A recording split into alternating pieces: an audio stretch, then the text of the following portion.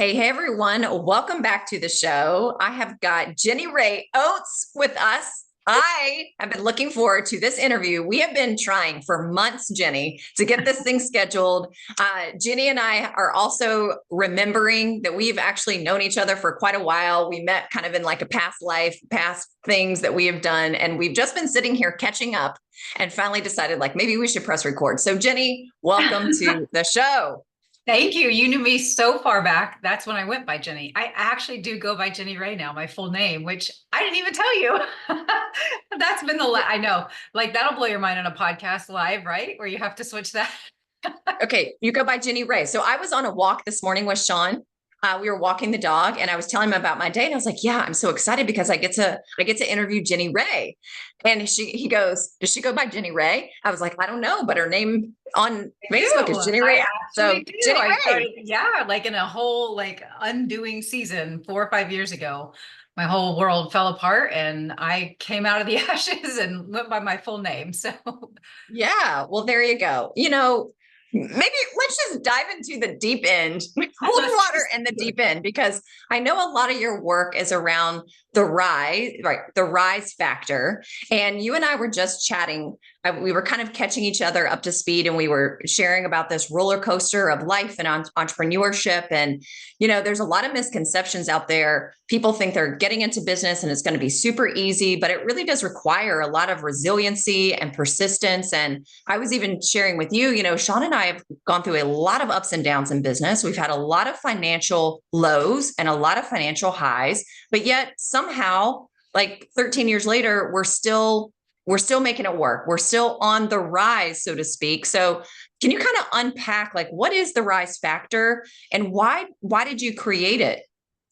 Yeah, oh, I love this conversation so much. Obviously, it's what I do, but I'm so passionate about helping high performers really transform how they work. And that's a lot of how Rise came to be because I was just in such hustle, grind, just that masculine energy, right? That hustle culture that we're just surrounded with. And you see women launching businesses and getting to millions, and everybody's doing all this really cool stuff. And you just feel like, man, I got to go into the deep end and hustle grind until I can't stop, right? Or until I burn out. And I found that for me, like just over the course of my life, there was these moments, and I call them like marker moments that were really three different key moments in my life where I feel like I was being invited to rise up. And there were these marker moments that mark it's like the calendar dot. You've probably had them, right? It's like everything in your world gets oriented around that moment in your life, and you start dating everything off of it. And we had some pretty big, like you just said, you and Sean have had some pretty big of those marker moments. And I realized like getting knocked down, we all as entrepreneurs, we get knocked down, we get set back, like we think we're going to do something, or we've got this launch planned, or invest all this time and energy into something and it just doesn't work right. Or something dies, like a dream dies, a business dies, a marriage dies, something of that nature. And really for me, that was so much of my journey. We lost a son years ago in a crib. It was a bed that was recalled 6 months after. I found him face down in his bed. And that started my rise journey. It was truly in that moment where I'm like, am I going to get up? I've got two little girls. I had three kids, 3 and under, and I've got two girls waiting on me. And I just don't know if I can do it. And it took me 2 years of really wrestling that out, finding myself and deciding like how I was going to live the rest of my life. And it gave me this resiliency that then when I entered into business, it was like, man, I've experienced the death of something, and that on the other side of that, things do rise. There's a resurrection after death, whether it's a business, it's a rebirth, again, whatever it is. But then I found it really came down to the daily moments, like these real moments where you're sitting at your desk, you're on a phone call, things don't go right. Like, what do you do? And so that brings us to your question of just what is the rise factor? So I don't know about you, but I think there's a lot of people out there in business. You've been around the block and back again in business. We were just talking about all this. And I think a lot of people think that people just have this it factor. Like they look at people through this tiny little screen and we assess and we judge and we think, man, they just have it, right? They've just got this it factor. And I started to really just put it together. Like, no, they don't. They know how to rise. They have this rise factor. And I really went on this rampage of over 15 years of studying high performers and studying neuroscience and psychology and like what makes these successful and happy women successful and happy, right? I don't want to be successful and unhappy. I want to be successful and fulfilled and love what I do. And it wasn't just that they were born with this differentiation, this it factor, they just had it, right? They had developed some very key qualities in them. So I just started compiling those qualities and narrowing them down. And I was like, oh my gosh, this is what enables us to get up when we get knocked back. This is what enables us whenever we have setbacks or things die to keep rising, not just rise once, but keep rising. So we can dive into those a little bit more, but that's a little bit of the backstory on really how it came to be. Yeah. Okay. So there's so many different directions we could take this conversation. So something that, you and I have both seen this as business leaders. We have worked with, I mean, so, thousands of people between you and I, like probably tens of thousands of people. Thousands. And yeah. 20,000 for me. yeah. And maybe you and I have also experienced what I'm about to say too. Sometimes when people come into business, there's this illusion that at some point in the future, and I think people think it's going to happen pretty fast, I'm going to get to the top of the mountain and I'm going to it's like, I no longer am going to have to do the same kind of marketing or the same kind of sales I did before. People are just going to come work with me, or I'm going to get to the top of the mountain and the things that bothered me or the setbacks that I dealt with in the past or the change, that are now broken. Like I'm never going to have to experience it ever again. I'm never going to have to deal with it ever again. And it's almost like this idea in our minds that we're going to get to the top of one mountain and we're going to stay at the top. But then we are so disappointed and we experience so much doubt when, now we have to come back down the mountain. So from your experience, are people rising? Are people like going through this wilderness period or this setback for a really long period of time? Or do you go through it in different ways, in different categories of your life and your business over time? And yeah, such a good question. Does that make sense? Yeah, totally makes sense, because I think so many business owners do think I'm going to rise to this pinnacle and then stay there. But like, even if you look at a mountain range, it's like up and down, it's up and down, but we just don't want to accept that reality in our life. And that was part of this for me. After coming out of the loss of my son, I literally genuinely thought I will never have problems again. Like I can make it through anything. And then I nearly lost my marriage and had divorce papers signed. And it like we lost 3 jobs and up and down, living on beans and rice and out of a food pantry from our church, selling every bit of furniture. And then you build a business to $1 million and then you lose it. It's like, what in the world? So that was part of this approach for me, was realizing this rise factor. This, it's my rise continuum. There's 5 key moves that I teach women how to make, and how it's so much more focused on who they have to become. Because if as a leader, you can learn to become this next level version of yourself, it doesn't matter what you go through, and it doesn't matter what work you do. You can keep showing up. And that's the grace almost that we don't oftentimes give ourselves, is being able to evolve and iterate with each downturn or fall or the next ride. It's like we're still holding ourselves to a past version of ourselves, thinking that's the version we need to get back to, instead of, no, this down is inviting me to this new up, but I have to know the moves. I have to know the play to run in order to do that. And so, I mean, I love this conversation because there's these 5 different moves and they're simple, but that's what makes it work, is clarify, connect, communicate, commit, and convert.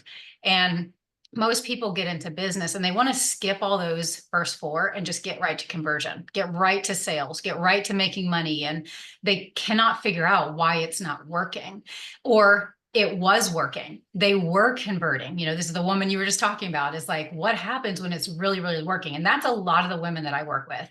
They come to me and their confidence is rocked.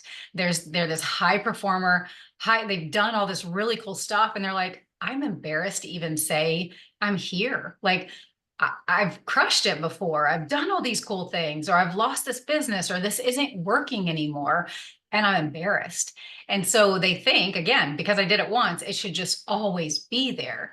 And so when you learn these 5 moves, you don't skip it just to get to conversion, and you're not holding yourself to a past version of yourself when you were converting.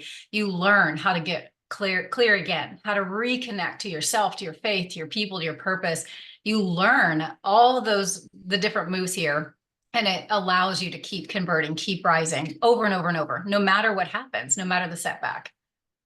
Yeah, I think it's really hard for those of us who have excelled at something, whether it's a sport or it was school Yeah. when we were younger, or we've excelled, tremendously in business. I mean, you have had tremendous business success. I've had tremendous business success.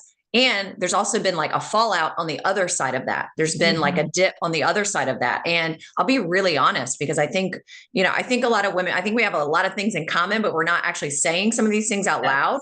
But I have had, not today, but I've really had to work through, I was sharing with you, I had a business. I left working for a mentor, and I had a business from 2017 to 2022. And then I started shutting things down, did the consulting thing.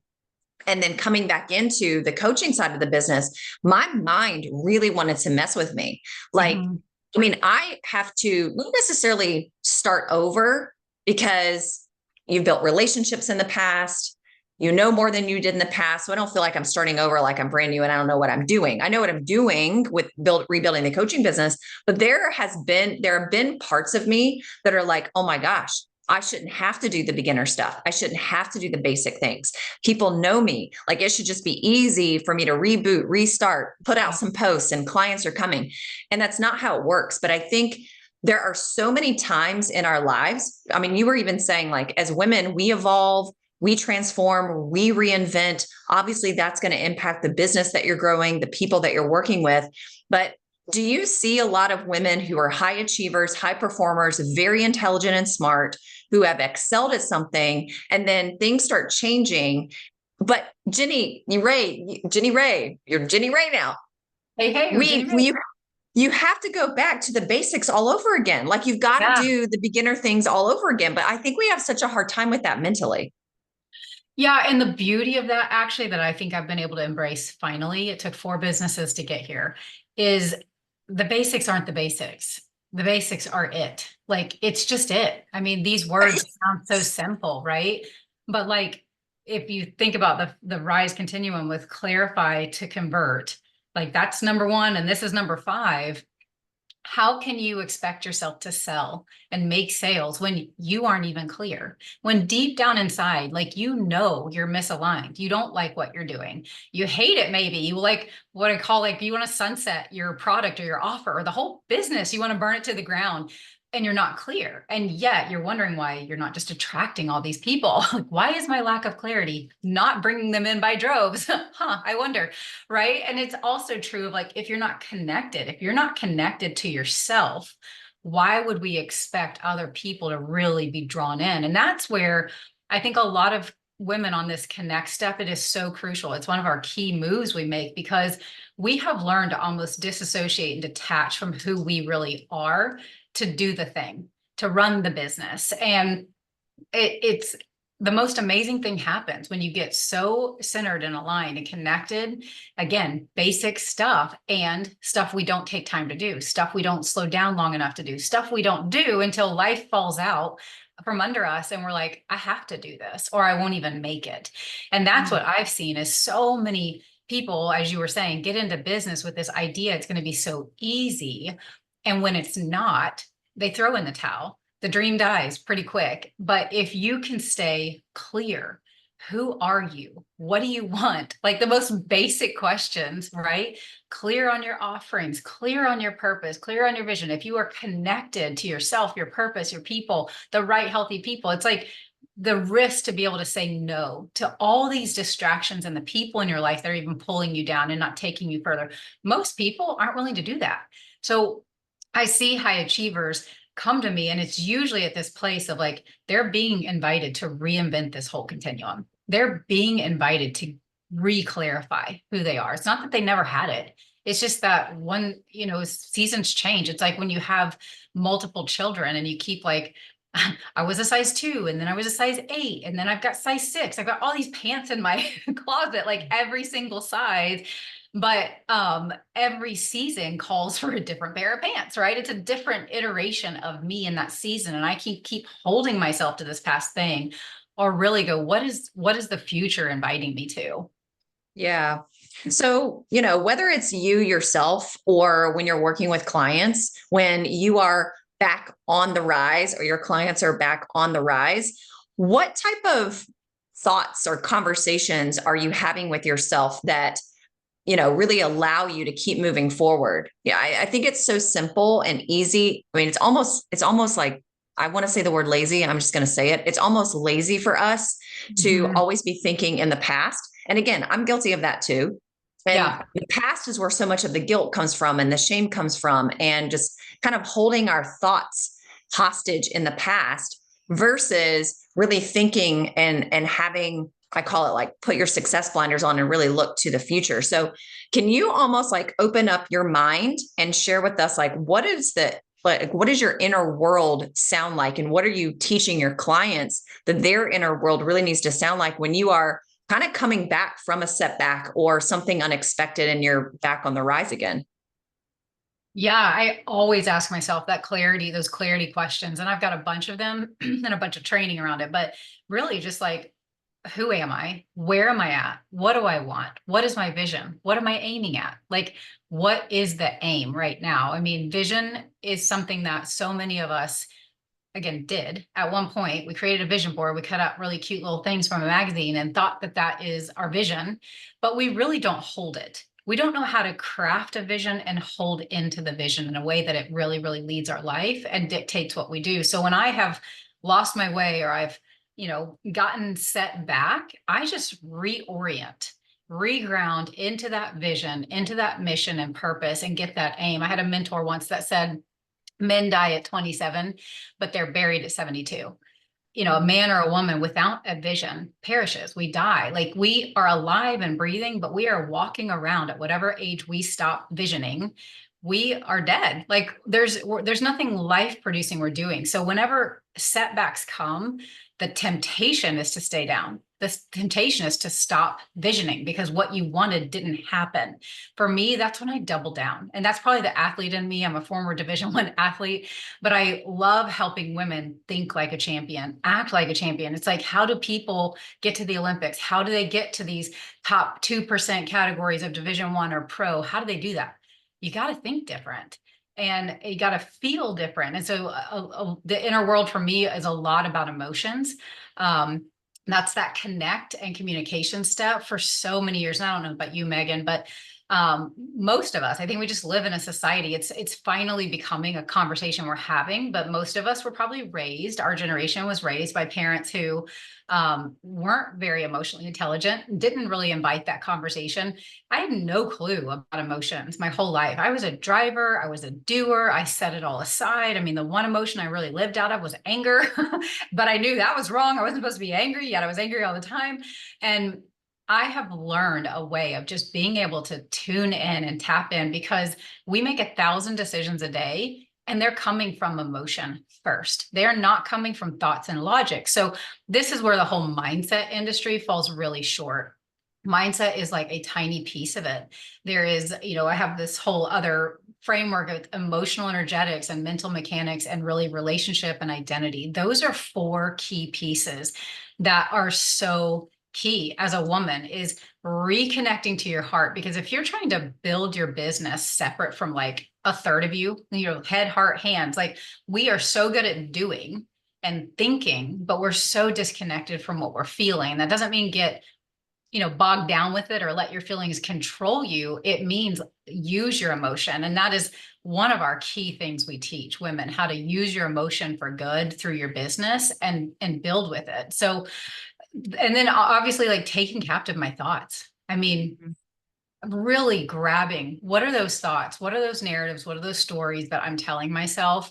Because here's the thing, in sales, you're talking long before you ever open your mouth. People are feeling your energy, your emotion. Emotions are energy in motion. People are experiencing whatever you're saying to yourself. So when we talk about communication, it's not skills of communication. I had to learn that like over the years, but honestly, the key for communication for me has really come down to the internal communication, Mm. which is more of a state that I tend to live in. And if I'm not aware of it, I can be in overwhelm. I can be in this negative state of communication. I'm saying all these things to myself. I'm feeling all these things. That's confirming it, right? And then it's like, hey, how you doing? And you're trying to make the phone call and like put the happy face on. People feel it, and you are communicating whether you know it or not. So those are some of the things I say, check yourself before you wreck yourself. Like check it, like check some of those basic things before you get on the calls, before you try to make the connections. And just like recenter yourself, because if not, it's being felt and you're repelling instead of magnetizing. That's what I mean by like, you can make sales so much easier. It doesn't mean it's easy in that you don't have to do the work. This is all about internal alignment combined with strategic action. When you get all this alignment going on, the actions are so much easier. The strategy is pointless if you don't have all this internal alignment. Yeah. Okay. That was so good. Everybody needs to go back and listen to that whole answer because that was amazing. And I also grew up, my parents are in their mid 70s. They'll be 76 their next birthdays. My mom will be 76 next month. And I grew up in a very unemotional Mm-hmm. household. My parents were not very emotionally available, like really similar to you. Sports was important. Even Yeah. more important than that was school. I was a tennis player. My brother was a baseball player, played in college, Division I, then played professionally. And what Wow. you were just talking about, because I know you're an athlete, your kids are athletes, your whole family, you guys are like the epitome of championship athletes. But I grew up in that mentality in that world as well. And I also kind of approach business that way too. So here's where I have like lots of questions, but because I want you to talk a little bit about sales as well, because you started getting there. But I want to ask you this. You were talking about you lead your clients and you really teach them to be like a champion. And I think sometimes when you didn't grow up, or maybe you did grow up that way, but I think for women, when they hear the word like, I'm going to train you like an athlete or train you like a champion, they associate that with the word hustle. Mm-hmm. And I played tennis competitively through the age of 18, but my brother was better at baseball than I was at tennis, and he was groomed to be a professional player. And I remember he's 4 years younger than me.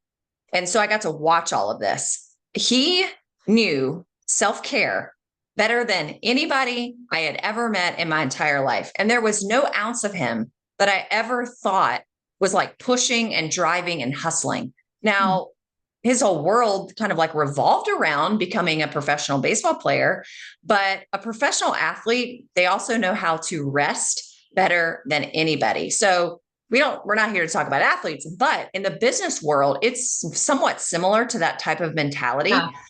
So when a woman hears like, we're here to be champions in business and champions in our life, can you just unpack the Mm-hmm. difference between that and the difference between hustling and burning out? Because they are not the same thing. They are not. Oh my gosh. I am so glad, Megan, you brought this conversation. I was like, oh, I'm so excited for this. This is literally my favorite topic in the world. And it probably is a lot because of being an athlete, and watching. I would do trainings and sales trainings to rooms of thousands of people. And out of, let's say, 1,000 people, 2 to 3% of them would succeed. So 20 to 30 would succeed. So out of 100, 2 to 3. And it was like, why? What in the world is what's the difference maker here? They both have the same strategy. They're all learning the same skills. Why do only 2 to 3 really rise to the top? And the difference was what was happening internally for them. And so this conversation around hustle, women have to have it. We have to have this conversation because hustle has become this new 4-letter word where we're so scared of hustle. And you will never, ever, ever hear me say, don't hustle. You're going to hear me say that hustle is not the problem. It's how you're hustling. So the brain and there's a lot of science behind this, but I've come up with 4 different types of hustle from just years of studying neuroscience and peak performance and psychology, all the combination of that. There's really 4 different types of hustle. There's stress hustle, scarcity hustle, trauma hustle, and the 4th category is healthy hustle. None of us would ever attend a sporting event or watch football on the weekend or do anything like that if the player, when the whistle is blown, is like,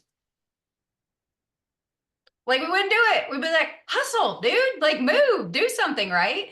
So we understand that in that setting. And that's the point. Hustle well placed is hustle that's on fire. It's got to be hustle well placed. When I take that hustle outside of the boundary lines, like if I have a friend that I love watching her son's stories of this little tiny dude with a football helmet that's bigger than his head. I mean, it is the cutest thing ever. And when the whistle blows, he just takes that football and he runs, and he scores a touchdown almost every time. But if he kept running out of the boundary lines, if he kept going, we'd be like, whoa, whoa, whoa, come back. If he took the football up in the stands and he kept running, we'd be like, no, you're out of play. You're out of bounds. And so for us as women, it's really learning how to hustle well placed, where to put that hustle and how to do it. So what I found with my businesses, I've launched successfully and scaled 4, but each one of them was being driven by a different type of hustle. Initially, stress hustle was driving me. So we lost our son and found ourselves 2 years later. We'd lost 2 jobs in that 2 years. And I remember sitting on the floor after a woman showed up at my house to pick up a rug that I'd sold on Craigslist. And I was sobbing because I sat there crying, thinking she doesn't know how special that rug was to me. I'd scrimped and I'd saved. We were on a pastor's salary at that time. And I'm looking around, our house is empty. And it was ironic because we're living in this all brick home. No one knew we're struggling. Everything on the outside looks great, right? But everything on the inside felt like it was falling apart. And it was in that season that we launched a business in network marketing and we took off. Within a year, we'd hit 6 figures and done like the unthinkable at that point in this company. But I realized so much of that was driven by stress hustle, like desperation. Like I was so tired of beans and rice. I was like, dang it, I want some chicken. I want something more than just beans and rice. And so you can do that for a minute.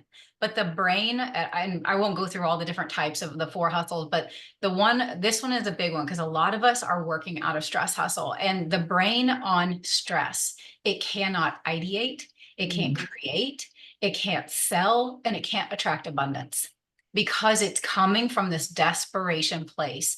It's coming from it, and then it gives way to scarcity. It gives way, it hits our trauma. So I birthed a whole nother business out of trauma. Oh my word, I've done it all. And so I had to learn how to literally rewire how I work and learn what healthy hustle is. Hustle well placed. So I love hustle. And so part of my job is to help women rewrite their story and their narrative around hustle and look at the different triggers.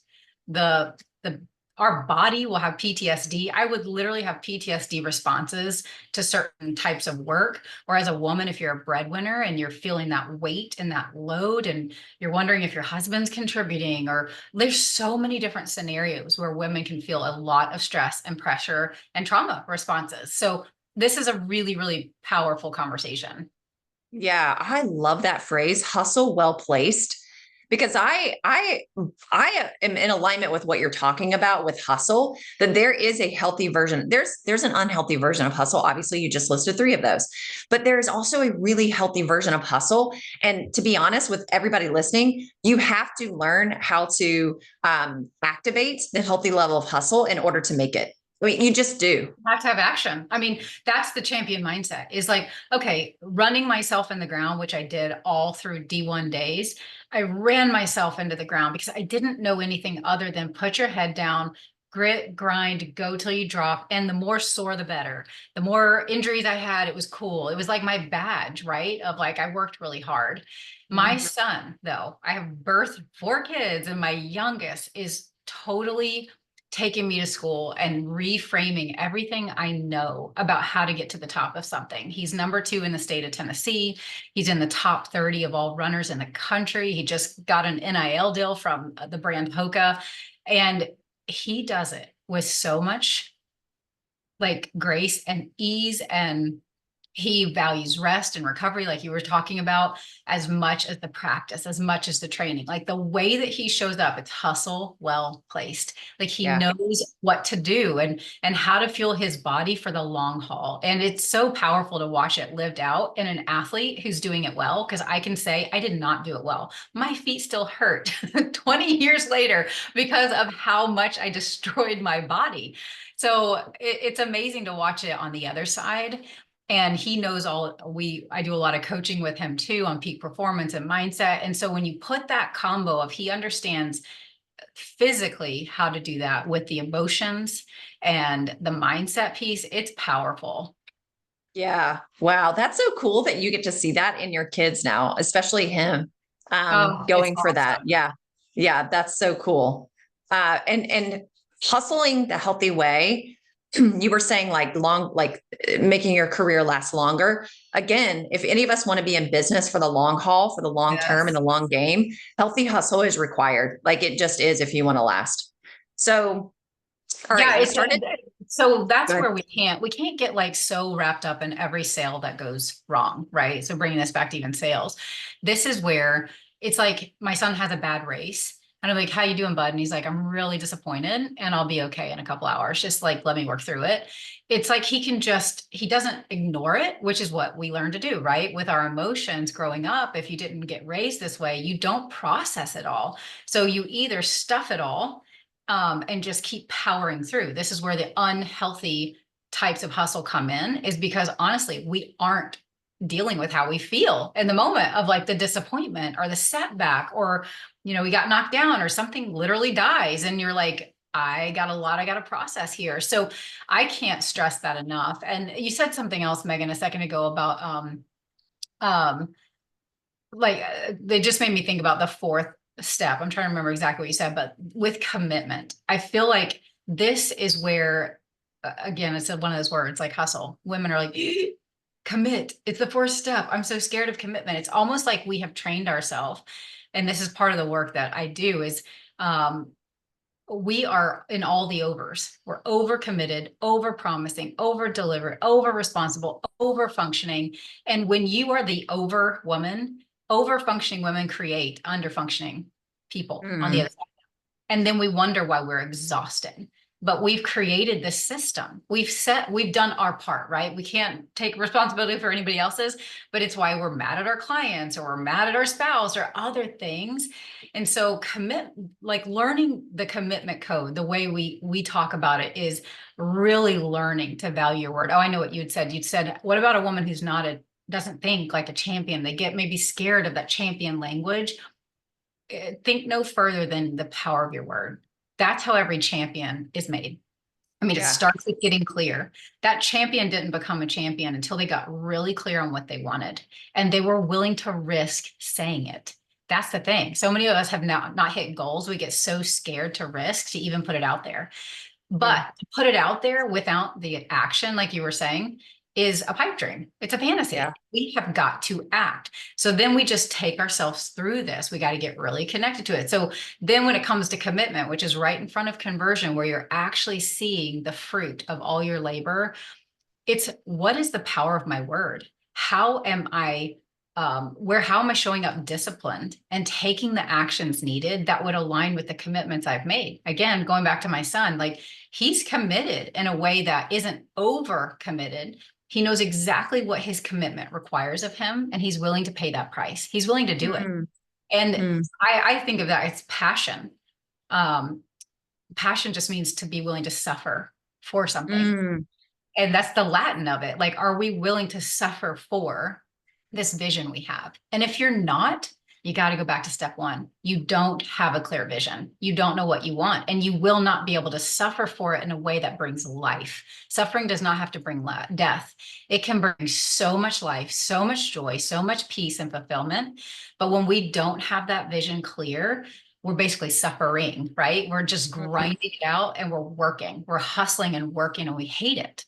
I don't know if that Yeah. really makes sense, but No, that makes so much sense. I wish we could stay on for like 5 hours because there's so many things to talk about. Okay, I want to pick up on something that you were mentioning about your son. You obviously he is willing to suffer. He's super passionate about what he's doing. He's got the vision for it. He's working hard. He's hustling in a healthy way. And when I was talking about my brother, you're talking about your son, we were also saying like, and they rest and there's ease and flow. And you even described the way that he approaches it, healthy hustle. And you said there's like an ease and a flow to what he's doing.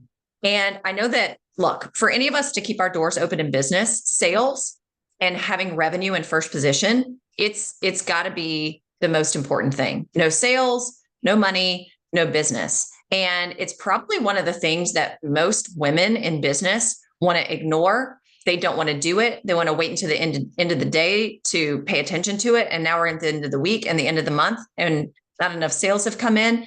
How do you approach sales from this place of ease and flow versus like the stressful or the traumatic versions of hustle?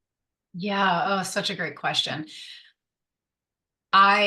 Let me just preface with saying I hated sales. So when I was in that place of like, bye bye rug, bye bye furniture, I'm crying and we got to do something.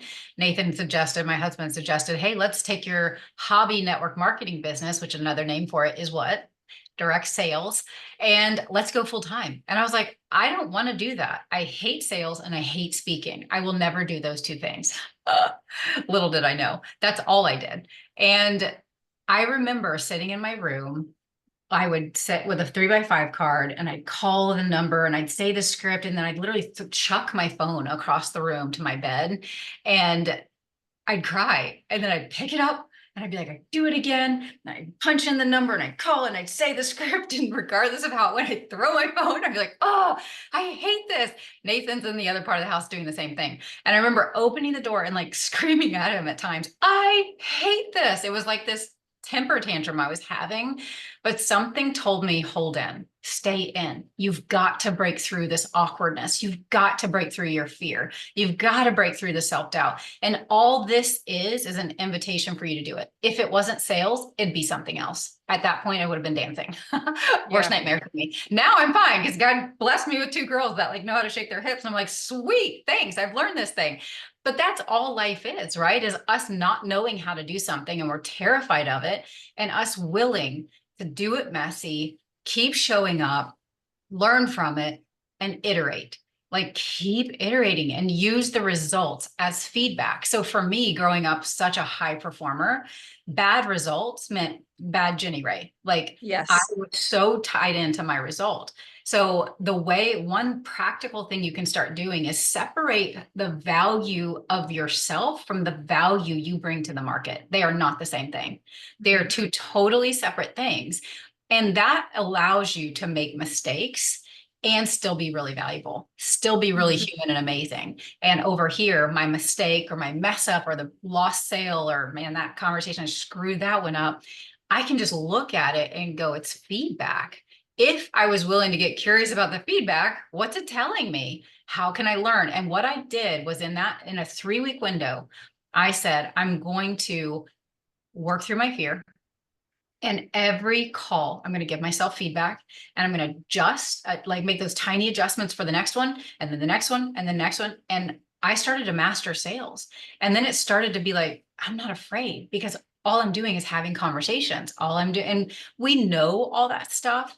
But the only way you ever get confident at something, no one is born confident. No one is born sure or certain. They run the play. You run the play and you run it over and over and over again with making adjustments from the feedback you're getting. Now, I can run a play over and over and over, never make an adjustment and get sucky results, and I'll still not be confident, right?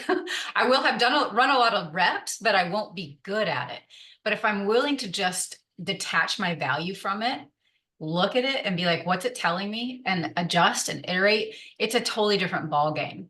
So you're right. Sales is, I mean, it's the crux. So we have to have it, right?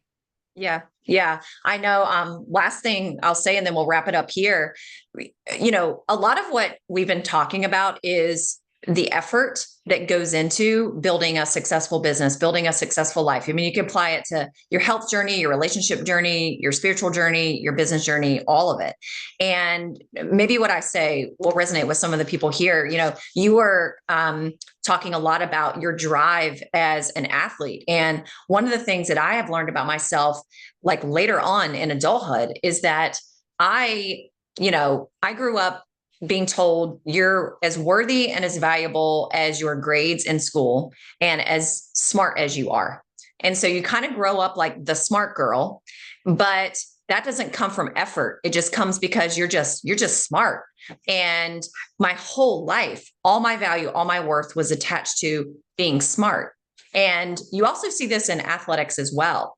But what I learned about myself as an adult is that if I think I'm having to make a lot of effort and a lot of consistent effort in order to get the result, then that is actually like bad Megan, because I'm not just like naturally smart at it.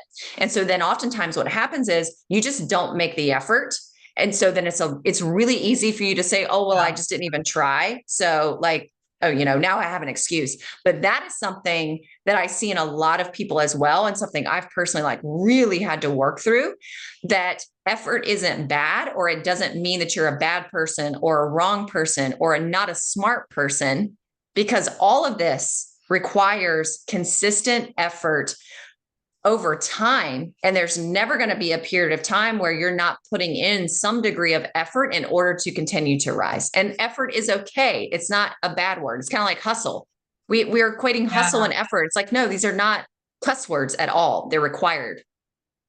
Yeah, they're required. And I think that's the honesty, is if we're not willing to put forth effort, again, it goes back to like, what do you really want? Like that is where the dishonesty, we're living incongruent and dishonest. And I think as a woman, that's when we feel it the most in our business. We say it's, oh, my business isn't going well, or the economy, or this. We look for all these outside things, when in reality, we may just not want it. We may not want it the way we say we want it. And so our words are not aligning with the action and the effort and the consistency that we're willing to show up with. So I do think this is where it's so important. I know you do some coaching and group stuff, and like just women getting into your programs or your stuff and having that accountability and having that guide and that resource to just support you. It's so powerful. Like I've never not had a coach since I was like in 7th grade because of that, because I am human. Like I'm going to not want to show up for the day. Just because I'm an athlete doesn't mean I like love every training session.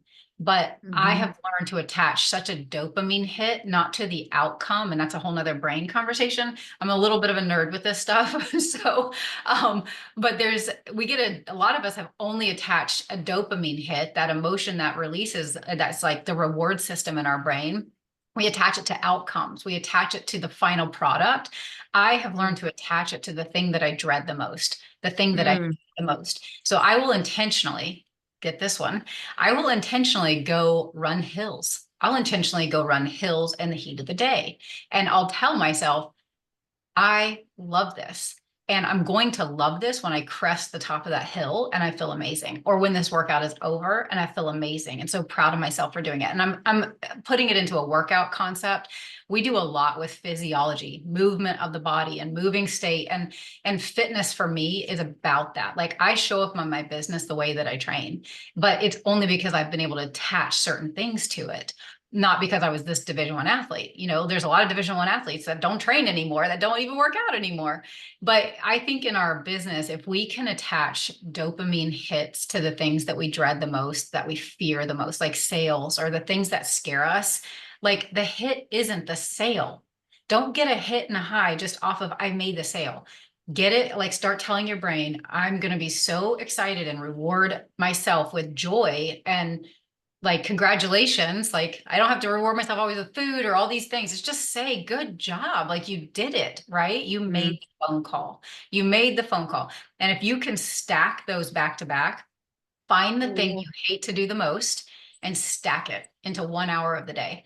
Do it all. Like that was sales for me. I'd sit there with my script and I'd do all of them and I wouldn't eat. I wouldn't go to the bathroom. I would not pass go or to collect $200 until I'd made my phone calls. And then it got into until I've talked to this many people or until I've connected with this many people. I started to attach more and more to it because it would be like, oh, I made 20 calls. I didn't talk to anybody. Woo, I did my job. Then it got to know I'm going till I talk to 5 people. And that's how I learned to love it, was just loving the process of getting there. Yeah, that's so good. That is such a brilliant tip. I'm doing that too. That's a good one, Jenni Rae. So Yes. everybody write that down. So weave that into your calendar every day. Amazing. This has been such a fruitful, just enjoyable conversation. Like I said, like we could keep going, but I don't know if anybody wants to listen to a 5-hour podcast. So where can people find you? That's number one. And what are you up to? What's going on in your business that you're really excited about right now? Yeah, you can find me at jennirae.com, and I have one of those names that's hard to spell. So JenniRae.com. And on Instagram, Jenni Rae Oates, another one that's hard to spell. Quaker Oats with an E, Oates. Instagram, Facebook, all the places. I am so excited. Ending 2024, I have been running something called the Rise Leader Experience for the last couple years. It was kind of my brainchild. I birthed this 3-day live experience, and to be able to step back and see 2 years of something that I was terrified to say yes to, didn't even know if it was going to work, wasn't sure. And to watch the amount of women that have come through that experience and been radically transformed has been so exciting. So I'm excited. We haven't even released our dates for 2025. We're probably going to run it 2, maybe 3 times. We have a secret CEO only version that we're going to be doing for high level leaders, but just really excited about that. It is like my passion in life to just get in the room and coach women through the things that are holding them back and limiting them, and watching them walk into 2.0 version of themselves, which is so exciting. Yeah, that's awesome. All right. Well, all those details are in the show notes. So you can go check out Jenni Rae. Jenni Rae, thank you so much for being here. Thank you, Megan. And for You're this. amazing. Yeah, so are you. Incredible conversation. We're going to have you back on again because this was too good.